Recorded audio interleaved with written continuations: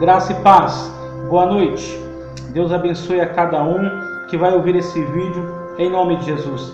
Venho aqui gravar esse vídeo para compartilhar com meus irmãos e irmãs, com os amigos e amigas das redes sociais, algo que Deus tem colocado no meu coração. Tenho visto esses dias uma perseguição religiosa muito grande. Tenho notado esses dias em várias esferas que o reino das trevas tem se levantado contra a igreja. E nós, como cristãos, muitas vezes estamos desapercebidos e não notando as estratégias do diabo contra as nossas vidas. Esses dias eu voltava do centro de São Paulo no trem e vi uma senhora com muita ousadia pregar o evangelho. Após ser refreada pelo guarda e após ser criminalizada pelo guarda, mesmo assim com muita ousadia e autoridade do Espírito Santo, continuou pregando o evangelho.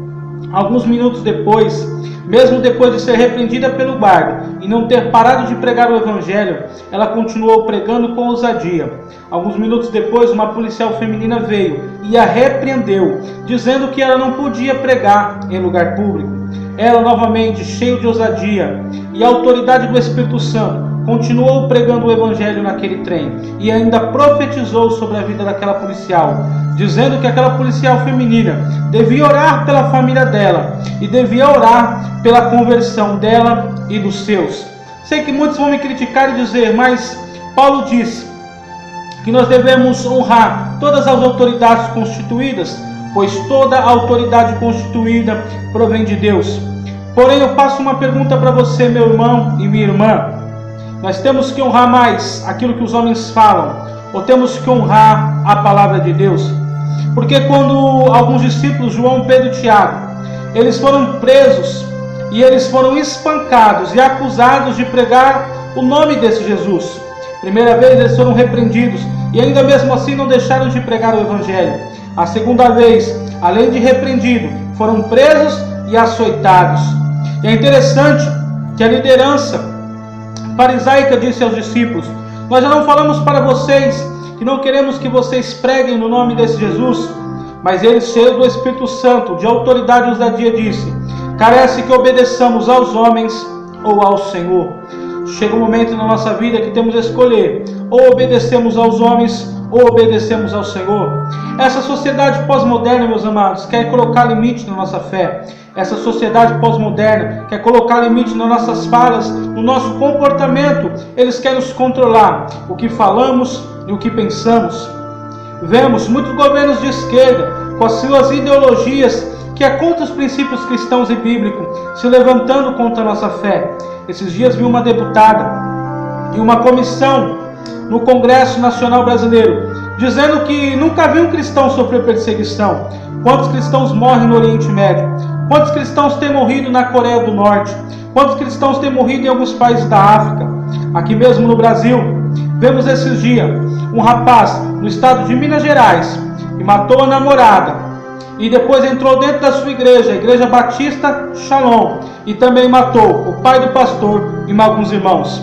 A investigação segue a linha que o pastor e alguns irmãos reprovavam o namoro dele com a membra daquela igreja, e por isso ele teria matado a namorada e alguns membros da igreja.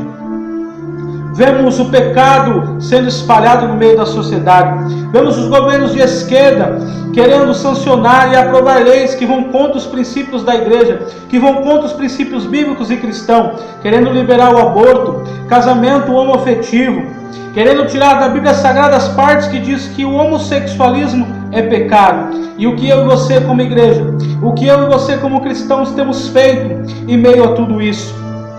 Agora, hoje, recebi nas minhas redes sociais um rapaz que de forma leviana, cruel e muito baixa usava a tragédia que aconteceu aqui no município de Suzano, no qual eu moro, o massacre da Escola Raul Brasil. Ele usava como forma de piada, um humorista, usando uma grande tragédia que feriu o município, que feriu várias vidas, que feriu várias famílias. Ele usou isso para alavancar o seu show de humor.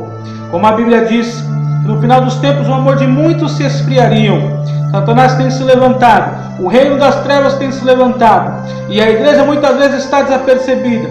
Enquanto muitos dentro de uma liderança eclesiástica têm lutado por cargos dentro da igreja, enquanto muitos têm lutado por status, enquanto muitos estão atrás de fama, riqueza e posições dentro da igreja, o reino das trevas tem se levantado. Mas eu acredito que Deus tem levantado uma geração de homens e mulheres de Deus. Eu acredito que o Senhor tem levantado uma geração que não tem medo da oposição, que não está preocupado em pregar o que os homens querem ouvir, mas sim preocupado naquilo que os homens precisam ouvir. E eu quero acreditar que esse vídeo vai alcançar você, homem, mulher de Deus, jovem, que quer ser uma voz profética nessa geração. Que nós como igreja se levantemos contra o reino das trevas. E nós como igreja se levantamos em oração, em clamor, em arrependimento e em proclamação da palavra. E eu oro e profetizo que aonde esse vídeo chegar, que você seja tocado. Aonde esse vídeo chegar, no estado da Bahia, Minas, Rio de Janeiro e até mesmo em outros países, aonde esse vídeo chegar, que você que está ouvindo seja tomado por um espírito de ousadia, que você que está ouvindo seja tomado de um espírito de autoridade do Senhor, que sejamos voz profética, que preguemos o evangelho com autoridade, com unção, com ousadia, ainda que isso nos custe a cabeça de uma bandeja, como aconteceu com João Batista. Como costumo falar, quando somos uma voz profética, eles podem até nos matar, mas nossa voz continua ecoando de gerações a gerações. Que Deus abençoe sua vida, meu irmão. Que Deus abençoe sua vida, minha irmã. E que nós, como igreja, possamos nos levantar para anunciar o reino de Deus. Deus abençoe. Um beijo no seu coração, em nome de Jesus.